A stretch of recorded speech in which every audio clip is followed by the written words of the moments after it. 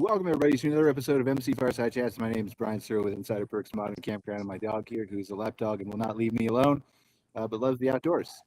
So say hello to Riley. Excited to be back here for another episode. It's our fourth week episode. We're going to talk about AI, technology, all kinds of stuff like that. We got one of our recurring guests. It's summertime, Matt. Like, everybody seems to be missing and out having fun, except for, I guess, us. The only people. So, but welcome back. Matt's one of our recurring guests. I think maybe Cara will show up, but we'll see. She's supposed to be here today, but then two other people are traveling. Mychele and Kurtis is busy too. And then excited to welcome two of our special guests, Craig Alsup and Scott Engel. Did I pronounce you guys' name right? It's really tiny on my little screen. Scott Lengel. I forgot an L, didn't I? All right. It's really small. You have no idea how tiny it is on my phone because my studio is still my bag up and running. But anyway. So we're going to have good conversations about AI, talk about a bunch of your guys' companies, things like that, and some of the stuff that's happening in the world with technology. So let's just go around the room and briefly introduce ourselves. Matt, you want to start? Yes. Hey, Brian. I'll be gone next month. I do have a family. We do go on vacation, so I'll Why on Wednesdays? That's a boring day to go on vacation, man. Yes. So I am director at Unhitched Management and Climb Capital. We are an operator and third-party manager and investor in campgrounds, RV parks, and we are approaching 40 assets either under management or owned. We just closed on one in Branson, Missouri as of yesterday, so that's exciting. New market for us, and that one should be a lot of fun. So excited to jump into AI. I spend way too much time on Claude Code, about 12 hours a day, so love to talk AI. Which one did you? I'm assuming since it's closed, it's public, so you can say which one in Branson. Yes, it is called Musicland Campground in Branson, Missouri. I've been to the KOA there a bunch of times. We used to do work from way back when, like, I don't know, 8, 9, 10 years ago. It's a good property, but yeah, Branson's an interesting city, especially during Christmas time. I've only ever been for the conference. I got to check it out for Christmas time, I guess. Well, the conference is kind of almost during Christmas time. Like, Christmas in Branson starts in, like, actually, I don't even think Christmas in Branson will go away. But I think it actually starts in, like, September or October. Yeah. All right, Scott, introduce yourself, please, sir. We can't hear you, Scott. You look, I think you're muted.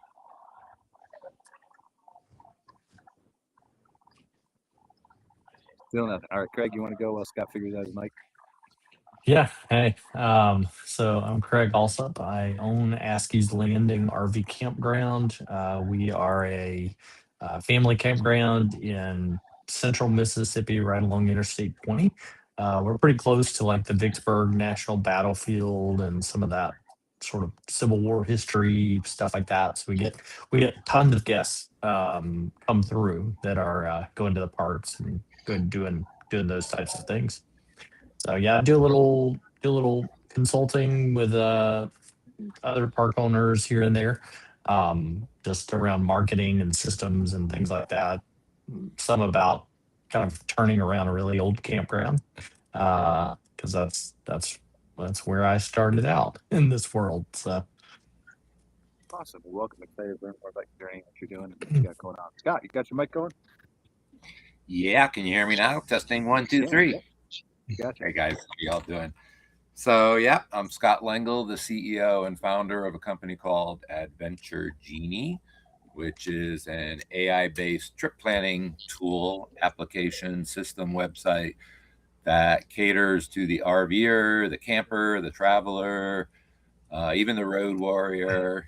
And we started a few years ago after I had quite a long career in the technology industry. I spent a couple of decades with a little firm out in Seattle called Microsoft, and then me and my wife retired, started traveling the world. COVID happened, started RVing, and the rest is history. Never heard of Microsoft. I've heard of Macro Hard that Elon's starting, but I haven't heard of it.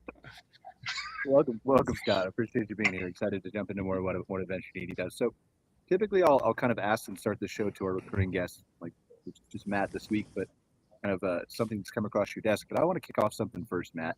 And I want to just talk a little bit about like the adoption curve of some of this technology. So we have these shows once a month. Obviously, I do my Outwired podcast. I'm big into AI. Matt, we've covered your journey and how you're getting big into AI. Obviously, I'm sure Scott is. We'll find out how much Craig is, right? But one of the things that's interested me in this industry is, and you've always kind of heard this narrative long before AI, right? Is that campgrounds are further behind in technology than hotels is the common theme, right? And I talked to a guy yesterday who does like flooring or something like that. He was like, the flooring industry is so far behind the campground industry. And I thought we were behind, but then I come into campgrounds and I see this. And so I want to talk a little bit about this adoption curve and get your gentlemen's thoughts on some of this stuff, because it confounds me, to be honest with you. And I know that people take time to change, and I know people take time to adopt new technology. The speed at which AI is moving is obviously a whole different animal, but I'm just curious of your thoughts as to why that happens. Here's what triggered this conversation for me. I was looking at Mark Kep's Facebook group the other day, and someone, I don't even remember his name, but you can go find the post, you really want to know who it is, posted about, like, I'm getting quotes for a new miniature golf course at my property. And stay with me, I promise it's going to loop back around, right? And he said, and in the comments, they were like, we've gotten quotes from people who will build us a miniature golf course from $15,000 to $20,000 a hole. And a 9-hole golf course he wanted to run was $175,000 was what he was quoted by a couple companies to build this thing at his campground. And so I went and did the math with AI, right? And I said, you know, if you have, let's say, a seasonal campground that's 100 sites, you're 70% occupied. You look at your 12 to 16 weekends over the summer where you're probably that high occupied, and then midweek. And then it ends up being like, and then you throw in like 2,000 extra people randomly who might just hit you weekends. If every single person who stayed with you, every single one of them played miniature golf for like $3 to $4 a hole, or $3 to $4 a round, right? It would take him 9 years to break even on building that miniature golf course. So this is what sparked the conversation for me. I'm like, obviously not all owners are like that. He probably has his reasons for doing miniature golf course, right? Not saying that he's wrong for his campground.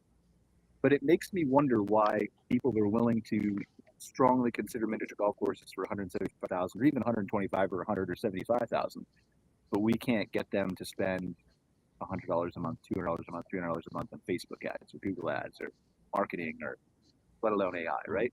So I'm curious, Matt, what's your take on that first? Do you mind sharing? Off the cuff? Yeah, I mean, to address the miniature golf piece of it, really interesting conversation in that, yeah, the ROI maybe doesn't sound that appealing, but maybe there's an idea that it's going to drive occupancy, or it's going to drive ADR. It's an amenity that's going to lift, you know, things that are not right in the ROI of selling golf itself. But you know, it's so funny. I've been diving deep into a marketing project, a couple different marketing projects, conversion tracking, which is a whole new world for us, right? We went crazy with paid ads, but we didn't really understand how, you know, what the ROAS was. We didn't really have the metrics and the analytics to tie that in. So that's a world that I'm so deep into right now that we spend a bunch of money. It was kind of before my time, but you know, years ago, spending a ton of money on Facebook ads, paid ads, Google ads, without really measuring anything. And then that became untenable, and we just shut everything off. And we haven't really been running Facebook ads or Google ads or anything for quite a bit of time. We've been surviving as most of the operators that you describe, of word of mouth, you know, repeat customers, occupancy's fine, ADR's fine. We don't need it. And I think we're experiencing the ups and downs of the transient market that's, you know, well documented in all the different publications. And we're realizing that we need to perform, right? There's no excuse not to manage revenue and make the properties perform to the best of their ability. We have all the tools, we have all the efficiencies. You know, we're figuring it out. I'm learning it as I go, but like there's no excuse to not have the knowledge anymore, to not have the tools. Everything's at our fingertips, and that's what it makes me think of, is that, you know, with all these advancements in technology, and right, it's not even just about AI, right? It's one of my focuses has been, and like as I've become a little bit more knowledgeable in this world of technology and coding a little bit, it's AI isn't always the answer. It's often not the answer. A script or an automation or N8N, or just more efficiently integrating some systems, is a lot of times the answer. But AI, if you're not like if you're not advanced in that world, AI will help you get to that non-AI answer that much faster. And that's what I'm trying to kind of adopt and live by these days.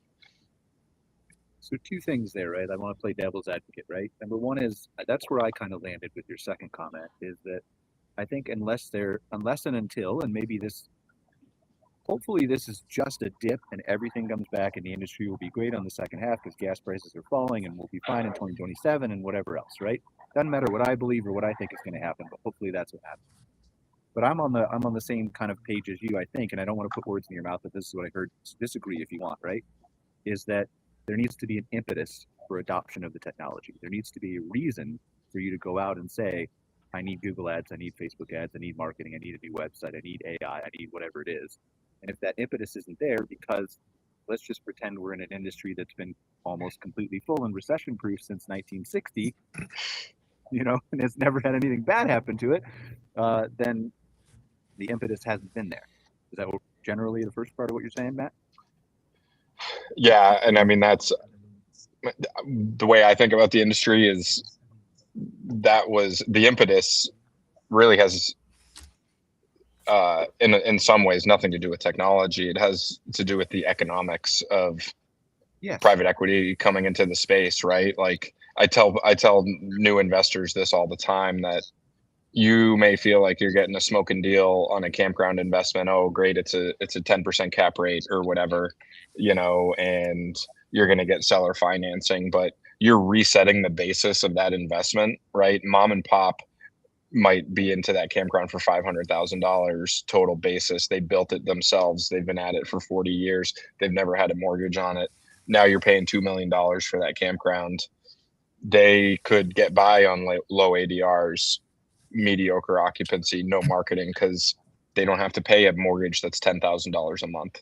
You do, probably. And right, you might feel like you're getting a smoking deal on this great new investment opportunity of outdoor hospitality, but I try to caution people that you're putting yourself in a box financially where you have to crush it and you have to perform to the best of your ability just to stay alive in a lot of ways, which I think people don't realize a lot of the time. But that's still the same impetus, right? You get in the box, whether you know or you're not, you're getting into the box when you are. You're into it now, and then the impetus is oh shit, I'm in a box. Right? Yeah. Okay. Yep. And then you have to leverage the technology to become more efficient and to hit your mark. Yeah, or find somebody who can help you with it. And that's the same going back to like I took paper reservations and I want to do online reservations, right? It's all the things. It's not just AI and marketing, right? It's the impetus of all that stuff, which lends itself mostly to technology, but it's always that thing. But then there's the other flip side of it, is the miniature golf course. Is the how do and do you see this changing? Because I texted this to a couple people yesterday, and they both said the same thing to me, and I won't name them, right? But they both said the same thing to me. They said, yeah, basically the industry hasn't changed in 15 years. And I look back on it, and I've been in this industry since 2011, right? 15 years, 16 years almost. And I realized they're right. Like what we've done in the industry, just picking on me because I know me, right? With marketing and technology and AI and all the things now, we pushed a couple people forward, a couple large groups, a couple, right? But the overall, by and large, he's right. The industry hasn't changed. So then the other question is how do we get the industry to not change fully, because they don't need to. A lot of what they do is correct. Like we said, there might be reasons to add miniature golf, to drive occupancy or whatever else. But how do we get them to calculate the actual ROI on things, to look at the purchase they're making, and then have a simultaneous understanding of, well, maybe if I run Facebook ads and I do conversion tracking like you're talking about, and that's going to give me a 10x ROI, whereas miniature golf will only give me 2. Because I think I can go to a conference and willing to like drop hundreds of thousands of dollars on a cabin, tens of thousands of dollars on gem lighting, $100,000 in miniature golf, but they'll just walk right by most of the digital people.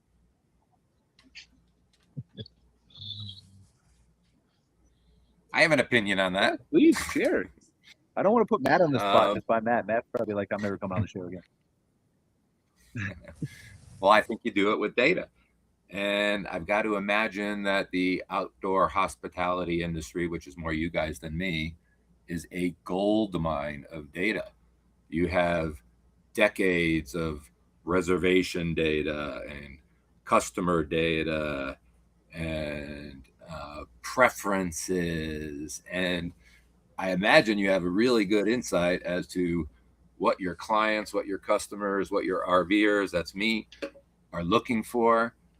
And that is where AI can be a huge differentiator. AI, now I'm not saying it's easy, and I'm not saying that the mom and pop campground owner can do this on their own, but oh my God, the technology absolutely exists. That's where AI thrives, with these large language models that y'all hear about and probably know about, and layering on these reasoning engines on top of them, and figuring out what do people like, and it's hard. Traditionally, this was a software problem, a data science problem, a data warehouse problem that was non-trivial to solve. But with the AI engines of today, I'm not going to trivialize it, and I'm not going to say it's simple, but if you're looking for patterns and trends that were really hard to find in the past, it's become unbelievably easy to do right now. So the technology is there. The baseline technology is absolutely there, finding out ways how to harness it. And the scary thing is, as Matt said, he's already using Claude to write code. So these systems are now capable of, used to be like self-healing. Well, now they're kind of self-developing. And it might be a little bit scary, but used under the right guidance and so forth, it really is all doable. What do you think, Craig? Our only campground. Yeah. Right. You guys aren't in the club. What's up with that? Yeah, I mean, I think that, speaking from my specific experience with my park, when I bought into my park a few years ago, there was no online reservation system. There was no, added amenities that, there's a 15-acre fishing lake, but they weren't charging people to come fishing for the day. They didn't have day, month, annual passes for fishing or swimming or kayaking, or they didn't have kayaks for rent. I mean, so there were just so many sort of low-hanging fruit things, right? That, for better or worse, I mean, I see the owner, like previous to me, man, he was just tired. Like, he'd just been doing it for so many years, right? And so for him, kind of like you said a minute ago about just mortgages and stuff, like, he didn't know any money on the park. He was doing okay. He was kind of getting, a little pocket money, right? Like, he was making enough off of it. That I don't think he felt like he had to, right? And so then if we look at like trends, if we look at the stats around campgrounds in the US, so many of them are owned by people probably that fit that bill, right? They've owned the campground forever. They don't know anything on it. They don't need to go out and learn AI. They don't need to add a bunch of, things that are going to generate extra income. I feel like, at least in the case of many, they are sort of just coasting on what they've always done, right? Because their margins are much higher, is what you're saying. And their margins are crazy, right? Like, it's all profit. Like, the guy that owned my campground, I mean, he had 2 staff that he was paying very little, that basically just they had a site, and they got their site free and they got a little pocket change. But he wasn't spending money on anything. Right. And then I come in and I'm like, oh, we got to redo this. We got to fix this. We got to add this. Right. And some of that, man, I've had to like pull back on a little bit because, like, do we need all of those different things? And really start to look at the ROI of things a little bit closer than I was at first. I think at first it was more of like shotgun blast. Let's get this thing way different than it was, so that we let the world know we're here. But now we're slowing down a little bit on that and kind of trying to be a little more strategic. But man, yeah, the use of AI, there's a group of people that are probably the majority of campground owners in the U.S. at least, that are never going to adopt AI, and that just is what it is, right? They're never going to run Facebook ads or Google ads, and it just is what it is. I think honestly we're talking to the vast minority when we're talking about these things anyway right now. And I don't honestly see that changing until all the until more and more of the campgrounds change hands, right? You read the book The Tipping Point before? Yeah.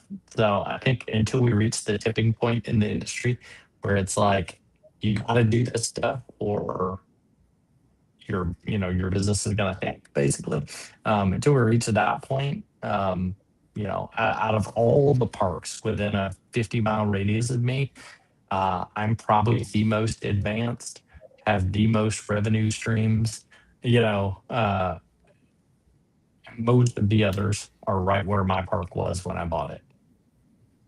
But like I think we said, like the impetus then it's economic, right?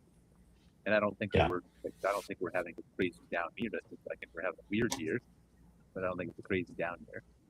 So we're not quite at that impetus for most of those people who have higher margins yet. Probably not Right. anywhere close. No, I think they can accept the ups and downs a lot better because they don't have the mortgage, they don't have the high output. Okay. Okay. All right. So, Matt, any thoughts on that? You unmuted, so I'll make sure you have any thoughts. I was going to ask Scott about his company. Yeah, was in a meeting earlier today, and somebody asked me if they thought if like the AI hype was kind of coming to an end, right? If like it was kind of gonna die down a little bit, and I said to them, not a chance. Like we're just getting started here, and it's. I think you summed it up pretty well. That right, the impetus is economic. People have to evolve. Adversity causes people to evolve, and I think that's the key here. That right, it was adversity for me that sent me into a 2-year deep dive into AI to learn it as fast as I could, because right, it was the threat of loss of income becoming obsolete.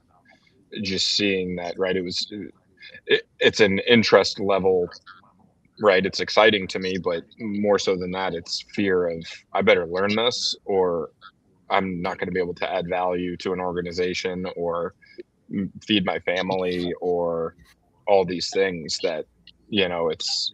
So I think it's pretty amazing. And then right, you reach this point where like, and don't get me wrong, this is not a statement of like I know more than anyone else or whatever. I'm still learning, and it's this big complex kind of scary exciting thing, and then you get to a point and you realize it's just text, right? Like AI agents are just text files.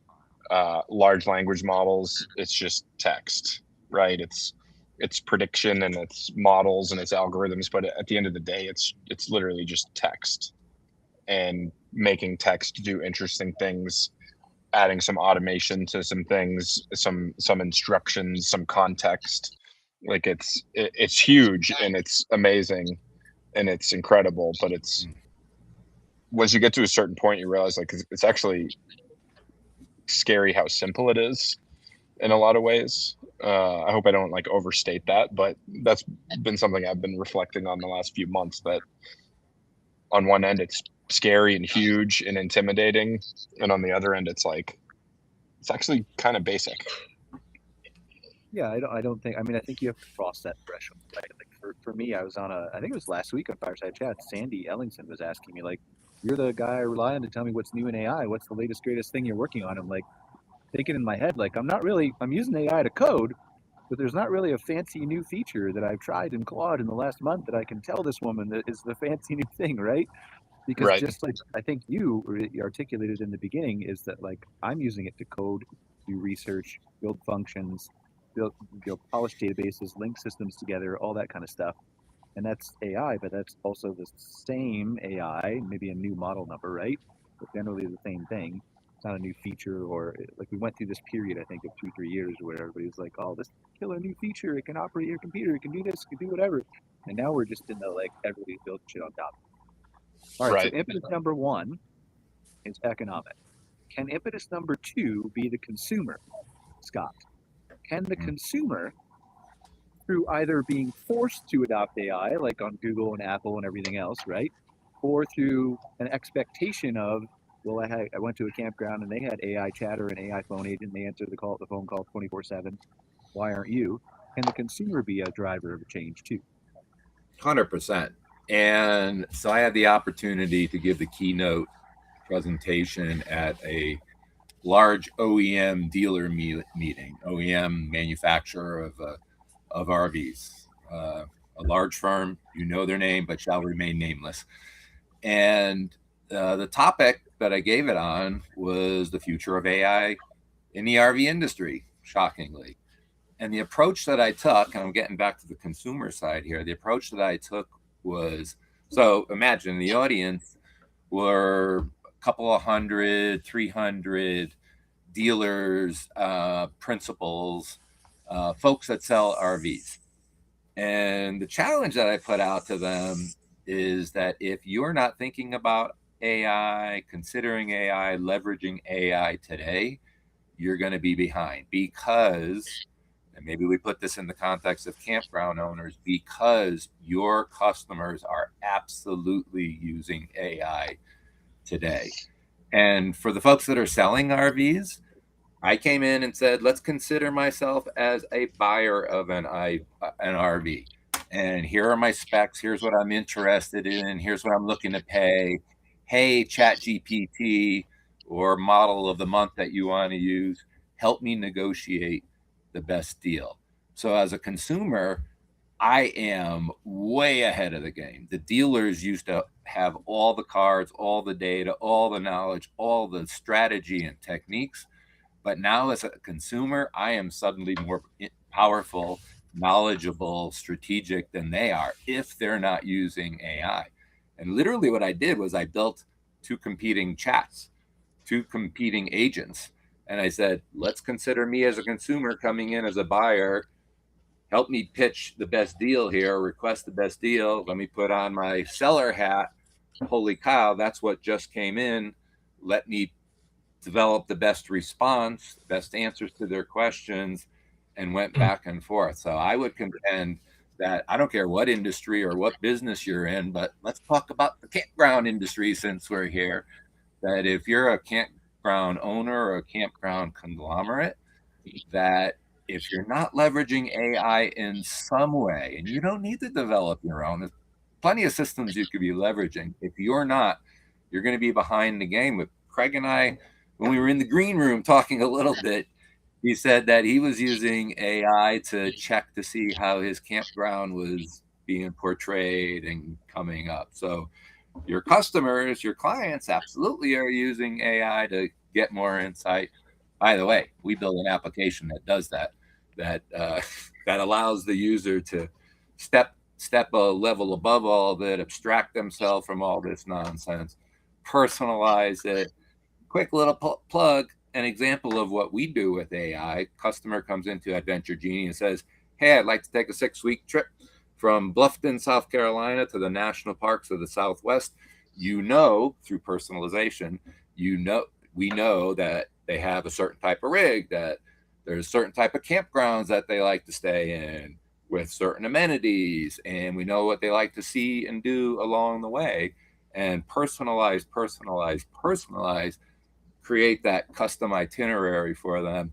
And the same thing will happen in the broader world, the broader RV industry and in the campground industry for sure. The better that you can provide customized itineraries, stays, and so forth, the better off you are. And by the way, one last point on that.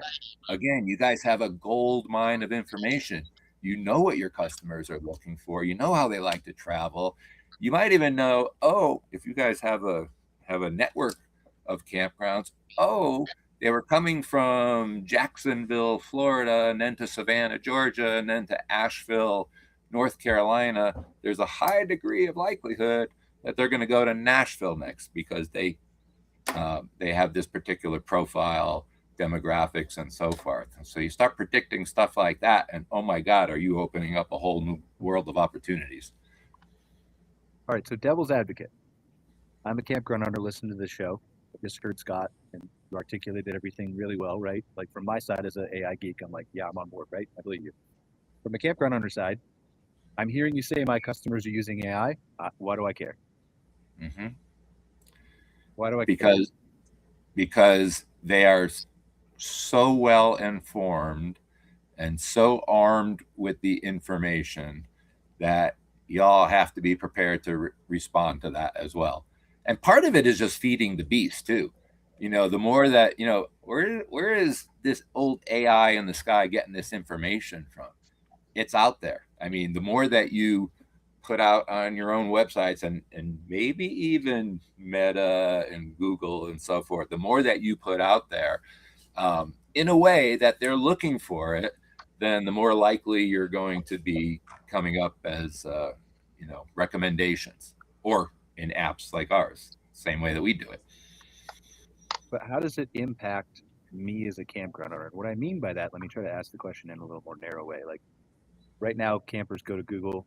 They have for like 20 years, right? And they see my keyword rankings, and I put all this money into my SEO and my website and everything else, and I'm number one or number two in my market, and I'm pretty constantly full, other than maybe this year is a little bit of a hiccup because of the transient market we talked about. And maybe I'm looking at that, maybe I'm not. Maybe I just think I have a down year and it'll come back up as the booking window shortened. Everybody's telling me that AI is important, that they're going to now ChatGPT or Claude or Gemini or Adventure Genie or whatever else, right? But how does that change? I'm still here. I'm still fine. Like, why do I need to pay attention to this? Or do I just need the impetus and have to wait for that? And if so, what is that impetus? When do I start having to notice it is what I'm asking. Yesterday. We say, right? Like we're the geeks. Like we say that, right? How about this? I mean, I don't know. I'm kind of riffing here a little bit, but how about as a campground owner, like Craig kind of did, was go out to ChatGPT and say, okay, I have a campground in this geography. Here's the amenities that I'm offering. What are people looking for? What are RVers looking for? That fit these particular criteria. I think you use AI. Now, this is where mom and pop, I think, could do this today. Go out to ChatGPT and say, help me find the best campground in Bluffton, South Carolina. And if you own a campground there and you're not coming up, find out what's coming up, what is being suggested, or come to Adventure Genie. And you could get into a conversation, ask some follow-up questions. Hey, why didn't my campground show up? Hey, by the way, here's my URL. Here's my website. Go and scrape my website and tell me why you didn't recommend me. I mean, you're going to be blown. If you own a campground, you don't need to be a technologist. You don't need to be writing code for this. Just have a conversation as if you had like the world's best advisor, business advisor sitting at your side. It's almost as if you have McKinsey in your back pocket for free. It's like, hello, Mr. or Mrs. Advisor. Can you tell me what I need to take a look at my at my website? Go and create my website and tell me what's good, what's bad, what's ugly, what are the current trends that people are looking for? What am I missing? just go and have it analyze your website, and then go and have it analyze your campground under the covers as well. I think there's lots of ways that campground owners can be leveraging this technology today. Okay, and talk us through what you did, Greg. Talk us through what you did. You said you've done this for your park, right? Yeah, yeah. So I was gonna say, in some of the marketing talks that I've done at the COE conference and stuff like that, I've been at Branson the last couple of years. One of the things that I realized is, I talk about AI and stuff like that with people, but uh, for so many parks, just when I talk about like optimizing your Google business, they're like, they just look at me with a blank stare, right? Um, you talk about like, okay, yeah, like what are you doing to get your website listed in various local directories like chambers of commerce and stuff like that? People a lot of times just sort of look at me with a blank stare, right? And so I think that's such a big like there are more missing pieces than just the AI piece, right? Yep. But for me, the AI piece has been so helpful for me to sort of weed through the mess, kind of like what you were saying, Scott, about just like analyze my website, point out things to me that I should improve and do better, right? It's like using AI to take to gather data on what I should do in the real world. Um, I'm cutting so much time off of everything I do, right? Scripts for my store staff to use when they answer the phone. I mean, even just like I I think that for me probably the most useful, at least current thing that we're doing with AI are those types of things where we're using AI to cut to the chase, to figure out what's going on and what we need to do differently, and then to do it in the real world.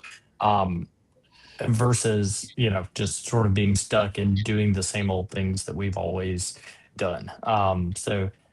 So much of mine is just digging into AI and going, hey, give me some scripts for this, help me write, help me put together a list of things that my maintenance guys need to be checking every day.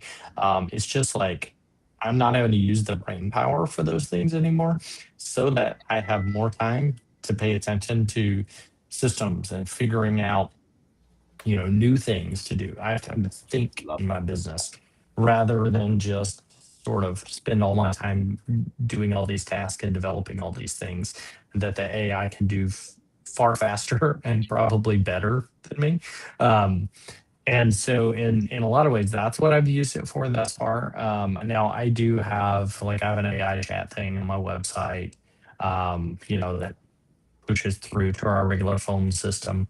Um, I have an AI system kind of running in the background that's emailing people, sending review requests and things like that to boost up my reviews.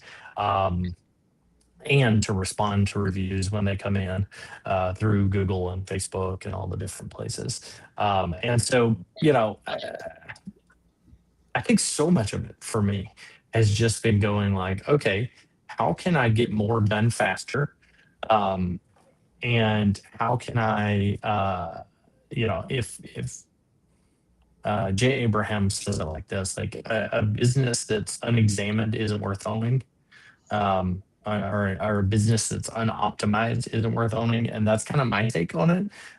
Is that like, I don't know. I have no interest in owning a business that just sort of floats.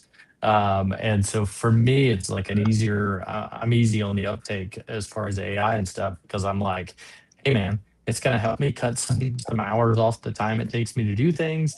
And it's going to help me to more quickly, more effectively examine my business and look for the nooks and crannies of extra money that could come, extra, also just goodwill of our guests.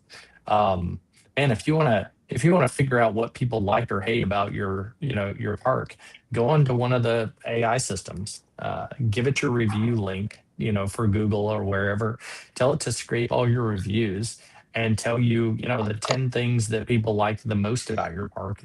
And then furthermore, ask it, how should I double down on what I'm currently doing that those people are already saying that they love. And the flip side of that is, what are the things that people don't like about my park, and what are the best ways for me to fix those the most, quickly, efficiently, cost effectively, to make sure that we turn those frowns upside down. Yeah. Yeah, I mean, all good. All good. and what's the white space, right? What Yeah. are the things you're not even thinking about? People aren't giving you reviews on good, bad, or ugly today. What are your opportunities to have you leapfrog the competition? That, because again, the big brain in the sky has figured out what others are doing really, really, really, really well already. Yeah. Well, using stuff like that, and questioning, having these chats back and forth with AI systems. I mean, it's at least partly responsible for the fact that we've taken our reviews on Google from 108 total reviews when I took over. It was a like 40-year-old park when I took over. We had 108 Google reviews. We're at 4.1 stars, and we're at almost 4.9. Like, I think we're like 4.88 or something now. And we've got we're closing in on 1,300 reviews now in 3 years. And so, Wow. um, I mean, complete turnaround on those. And you look at all the parks around me. Actually, I've painstakingly, through AI, looked at all the reviews for all the campgrounds in my state, that I could find through AI. And we are beating almost all of the state parks that have been around forever, in number of reviews and ranking. And we're beating, I think, all but maybe two parks in my entire state as far as number of reviews. And then, ranking, we're up there as well in the top. So I think, if you don't care about the money of it, at least care about the customers. And if you care about your customers, use AI to make your systems, to make your park run more effectively, to figure out what they love and what they don't love, and make that better. Okay. So the impetus is maybe economic, maybe consumer, but I feel like we still haven't closed the loop here yet. I don't know what that tipping point is to get to the consumer. Like, consumer mass adoption is one thing, but the tipping point where the campground owner notices it enough to make action, I still think that just lands back in the economic bucket. Like, I think there's going to be some campground owners like you, Greg, for example, and Matt, like what you do at Unhitched, at private equity, and as management groups take over and new owners come in who have used these tools, that's going to be an impetus. But I don't think the consumer is going to be the mass adoption impetus that we thought it would. Like, you look at, and I'm interested in your thoughts on this, maybe, Matt, just because you play with AI more, but Scott too, or Craig. But you look at something like email marketing, right? This is a massive thing in campgrounds. Everybody get on my email list. I'll email all 5,000 people who stayed with me for the last 3 years and talk about the cabin that I have available open this weekend. Doesn't matter if they're in an RV when they stayed with us and they don't have any interest in a cat. I'm just going to blast my list and blast my list and blast my list, right? But that's changing. Now we have Google, who's announced AI Inbox, and Google and Apple are both going to summarize your emails for you. And all of a sudden, those emails that you've worked on for hours and hours and hours, agonizing over the design and the layout, the buttons, and the call to action, and everything else, aren't even going to be read by the consumer anymore. They're going to be summarized, if they're even summarized in the top most important things the AI decides. So then, how does that change? Like, I feel like you're going to see people blasting 5,000 people on their email for the next 20 years, and not still having that impetus from the consumer to recognize that nobody's opening emails. Does that make sense? So that's why that's why I'm saying maybe it's not the impetus of the consumer, it's the impetus of the economic downstream of the consumer's not opening my email anymore. Consumer doesn't have as much brand recognition of me or remember me as much. And then I'm also not doing enough to be showing up in ChatGPT, which downstream feeds the economic issues. Right. Yeah. We're jumping into email. You mentioned email marketing. We're jumping into a big project to revamp our email marketing. And, after scoping it out, the real big lift with AI is just much more efficient, automated segmentation of the list and personalization of the marketing message and content, right? Do they have a pet? Do they have kids? Are they a prior customer? What kind of rig do they have, right? So we're essentially building a database, right, of all of our customers and everything we know about them safely and securely. And that becomes a knowledge base, right? And then we plug Claude into it, and Claude helps us segment that and then message to those different segments.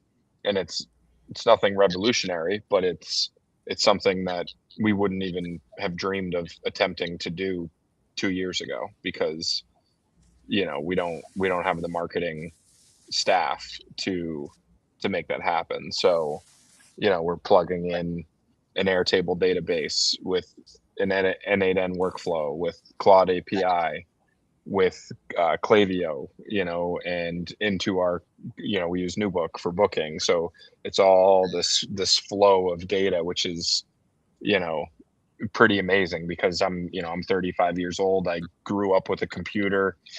In that respect, I'm kind of expected to be, tech native, but like, I've done plenty of exporting a spreadsheet, exporting a CSV from this system, doing a little processing to it, uploading it to this system, and there's some leakage, and you get busy with other things, and you're not gonna always do that. I mean, that's like should be a thing of the past. And like, I think people have these big ideas of building AI agents and AI employees, and it's like, no, it could just be a really simple reasoning step that gets plugged into a Zapier or a Make or an N8N with a database, and just connection, right? Connection of systems, integration of systems that 2 years ago, 3 years ago would have been hours and hours of import, export, processing, spreadsheets that you just don't need to do it anymore. Yeah, and the database is a smart way to go. It prevents the hallucination for the most part, right? Right. Because you're actually feeding it in the data versus asking it to come up with data, or research the data, or find the data, or analyze whatever, right? Like, here's the data, use this data, and then tell me about my customer list, or what can you take away from it, or where do they come from, or how far are they driving, or what do I know about them, or when did they stay, or things like that, right? Right. Find me something interesting is what I like to add, whenever I'm analyzing data, because sometimes there's a specific question I want, but many times it's the question that I don't know to ask. And so if you Totally just ask right, especially like a Perplexity computer or a Manus or something like that can really dig into these files on a long-term basis. Claude's right. great. Claude Code can do that. Talking about Claude on the desktop, right? Right.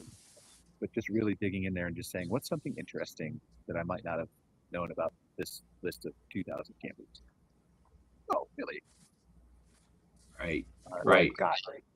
Brian, I think you go ahead. Finish your thought, and then I have a question for you. Yeah, I think you touched on something really important. It's having your own data as well. And that's where these AI workflows, systems really become powerful, because there's a massive amount of information available now out in the large language models, and it's kind of very generic, and that works great to solve the general problem. But when you couple it like Matt's doing, and you mentioned there, Brian, and Craig, you probably are as well, when you couple it with your own custom data, your own databases, your own client list, your own website information, when you couple that public LLM knowledge with your private information, that's where magic happens, and you become unbelievably powerful. All right, so Totally. My question to you, Scott, is about Adventure Genie. I'm going to give you a hard question, okay? Okay. Don't shoot the messenger. I'm curious of what your thought is on this, right? Yep. So nobody really knows what the future of AI, where it goes, where it ends up, right? It probably never ends up anywhere. It keeps progressing. Yeah, Claude knows, but go on. Maybe, yeah, okay, maybe. Well, Claude Fable did, and then there was an export control, and we got all the answers. But only the couple people who knew for a few days knew what the answer was. But specific to Adventure Genie and your business and trip planning, like obviously there is still a tremendous amount of use in the visual interface of the Yep. trip planning piece, right? Yep. Where do you see that going in the future? Because it interests me. Like, I think we're headed very quickly toward voice being the interface for most things, but there's still going to be a loop that needs closed with some kind of show me photos, whether that's on my TV or a hologram device or my meta glasses or whatever it is, right? But where do you see that interface going? Because I'm not one that, like, I believe in that the model and the value, I think, of Adventure Genie. I'm not sure they're going to go to adventuregenie.com though forever. What do you think? Okay, great question. I love provocative questions, by the way. I'm going to rewind it a little bit because the question could also be, why the heck would anyone use Adventure Genie when they have ChatGPT? And so I'm going to start there. And really the difference is it's kind of like going to Netflix or Amazon and getting the same answer for everyone. And if you go to ChatGPT, pick your favorite tool. You go to ChatGPT today and say, I want to take that trip from A to B. It will not be customized for you. It doesn't know your preferences. It doesn't know very much about campgrounds, sadly, right now. So it really doesn't have a lot of information about campgrounds. And it's horrible at routing. So a generic system like that today is not going to suffice. And that's why we built Adventure Genie. It's highly customized, personalized, RV-based safe routing, RV safe routing, things to see and do along the way. And we know a lot about campgrounds and make a great match for you. So we will say, Brian, in this location, this particular campground, with a 97% likelihood, you're going to love it. Well, Craig, that might not be your cup of tea because you want something more luxurious or less, and so forth. So that's kind of the differentiating thing there. Now, to the question about the interface, that is, again, where we shine. You can use ChatGPT and you're not going to get a nice little route, and you're not going to be able to zoom in, and you're not going to be able to zoom into the campground level and even look at how you traverse your campground or look at the individual sites. So I don't think that stuff ever goes away. You know, you can go back to triptychs from decades ago, or the road tripper paradigm. You know, folks are very visual. They want, and we have not reached that tipping point that I heard about earlier, especially the largest population, I believe, still. I mean, what's the average age of a camper today? When I look around my campgrounds, I see a lot of gray hair still. And, you know, those folks aren't. I did see one guy wearing the meta glasses the other day, which was pretty cool. But generally, that's not where they are just yet. 5 years from now, Brian, I'm probably with you. I mean, yeah, it's going to change drastically. Will they ever want to? They do want to get away from paper, 100%. Nobody wants paper anymore. But, you know, if you get it on your phone or on your tablet or in your glasses, now we're talking something really, really, really compelling. And I don't know. Let's ask one of the models what they say. To be clear, I'm not saying Adventure Genie can't have a place in your glasses. I'm just saying AdventureGenie.com might not be the answer. Yeah. Have you thought about that? Yes, absolutely, 100%. And by the way, we provide both a traditional interface, point, click, add, stop, search. We provide all that stuff, but we also provide a beautiful natural language. Literally describe what you want to see and do and how far you want to drive, and then natural language processing, reasoning engines, all of that stuff kicks into play. Could I speak to it? Here's the interesting thing about speech.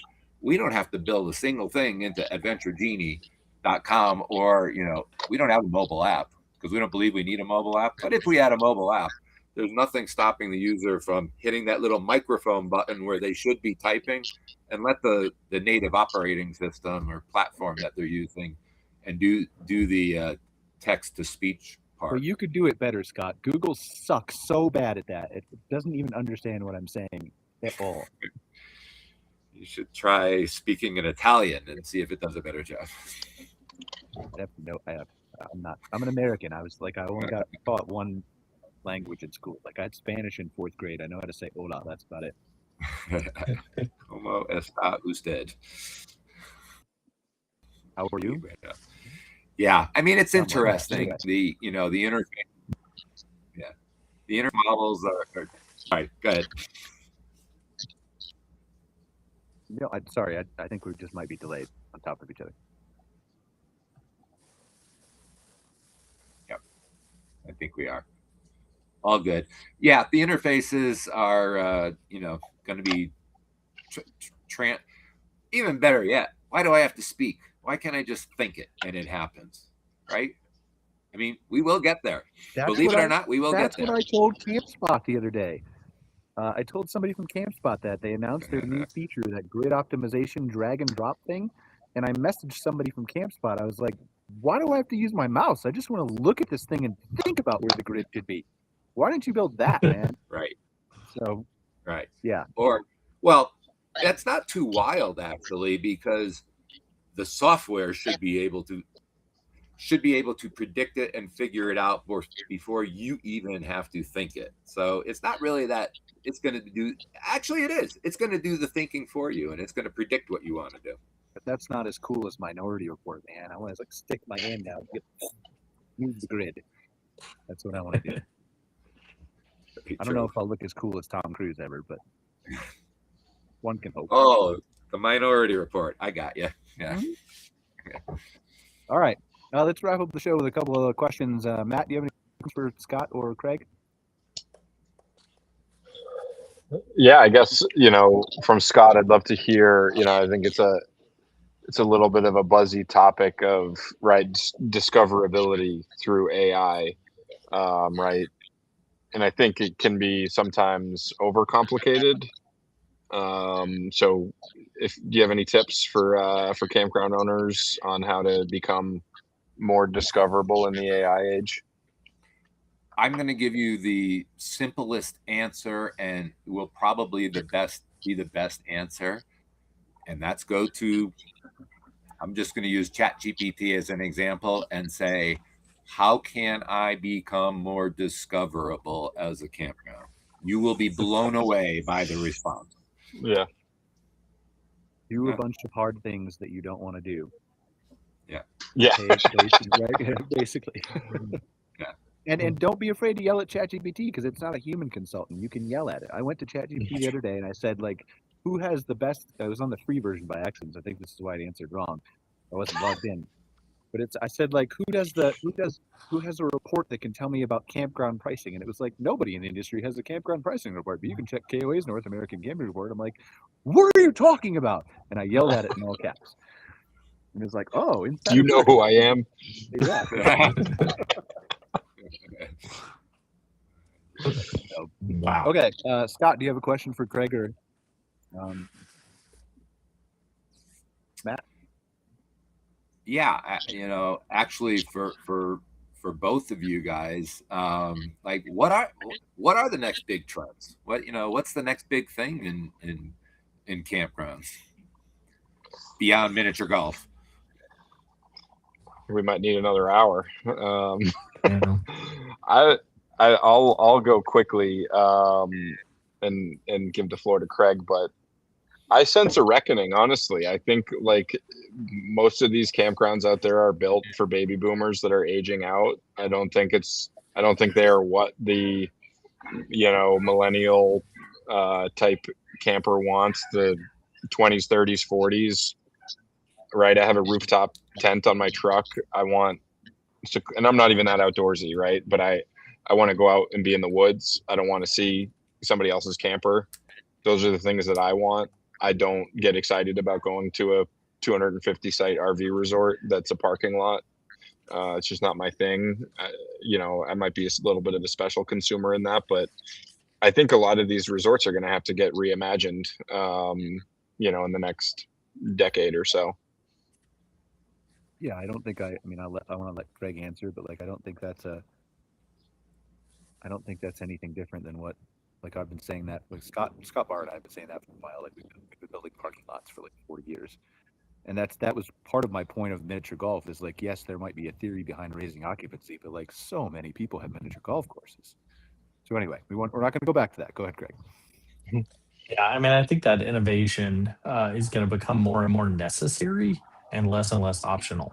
I think that as more of the parks get purchased by people who are, younger, more hip to AI, more hip to systems, who, like you said earlier, they've got money in, they got skin in the game, right? And they got to pay that mortgage every month, right?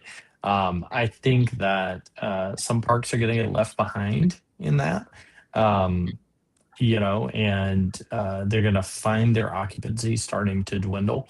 I think there's going to be a reckoning in that, right? They're going to start to see occupancy dwindle because the park down the street that's absolutely killing it in, social media and Google and chat and all these different, things, and that have dialed in who their consumer is. I think you're going to start to see the people that want the true kind of backwoods experience, right? They're going to be able to find that experience because somebody's going to build a resort that's exactly for them, right? And so these places that have sort of been getting by because they are the place that's closest or the place that's along the highway that everybody's driving on or whatever are going to start to see an economic shift for themselves.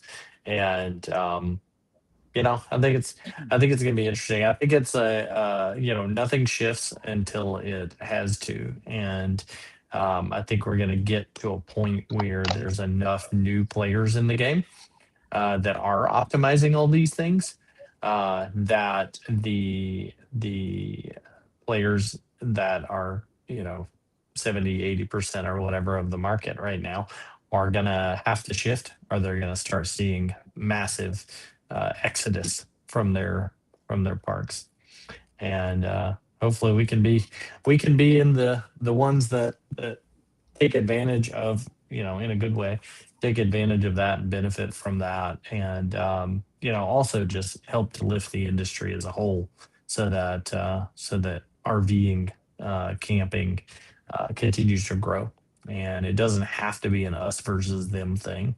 And that's what I do when I talk with people and speak at COE and different places and stuff. It's like, hey man, yeah, like, uh, I am using all these systems, and yeah, I'm figuring it out a little bit as I go. But at least I'm moving forward, and there's always somebody that doesn't quite know as much as you know at any given moment. So, man, hopefully we can all continue to just share what we know and help other people along, and we get there as an industry together rather than having too many parks get sort of left behind in the shuffle. 100%. Well said. I was going to say something else, but that's the perfect way to end the show. Matt, final thoughts and where can they find out more about Unhitched and Climb Capital? Yes, you can check us out at unhitchedmgmt.com. That's our kind of our management arm, climbcapital.com for our investment arm, and unhitchedrv.com to see all our RV parks. And you can reach me on LinkedIn. Very active on there. So look me up, Matt Whitermore. Appreciate it, Brian. Thanks for being here, Matt. Scott, final thoughts and where can they find out more about Adventure Genie? Yeah, well, thanks for having me. Good conversation. I love talking AI, and I love talking AI in different scenarios where you never thought you might be using it. A few years ago when AI was just starting to become really, really popular, I don't think the RV industry probably was not at the forefront of their minds. So I'm glad to see it happening everywhere. If you want to check out Adventure Genie, adventuregenie.com. Go ahead and get your 7-day free trial. Try it out. Play with it. Think you'll love it. If not, let us know. Is there actually a jingle for Adventure Genie that you sang? Yeah. I think you should. I think you should. If there's not, I think it would be catchy. Okay. It was good, man. I'm a little like 5% just teasing you, but 95%, like, it was kind of cool. You did a good job. Adventure Genie, our magic, your journey. All right, Craig, final thoughts and where can they learn more about your campground? Yeah, hey, check out Askews. That's ASKEWS, Askews landingrv.com. And you can shoot me an email at admin, ADMIN, at askieslandingrv.com. And if I can help any park owner that's listening figure out some of these Google stuff, AI stuff, what to do next with marketing systems, I'd love to help. And reach out. Awesome. Well, thank you guys for joining us for another episode of MC Fireside Chats. If you're not sick and tired of hearing from me, I'll be live with Scott Barr in about 55 minutes. We're going to talk about something called solar punk and how you can design your campground toward that. And then maybe Kevin Costner's movie Waterworld and personalizing your campground and the future of what we kind of just talked about a little bit more in depth. And then some data and research and things like that. But if not, we will see you next week on another episode of MC Fireside Chats. Thanks, guys, for joining us. Appreciate you all. Thanks, man.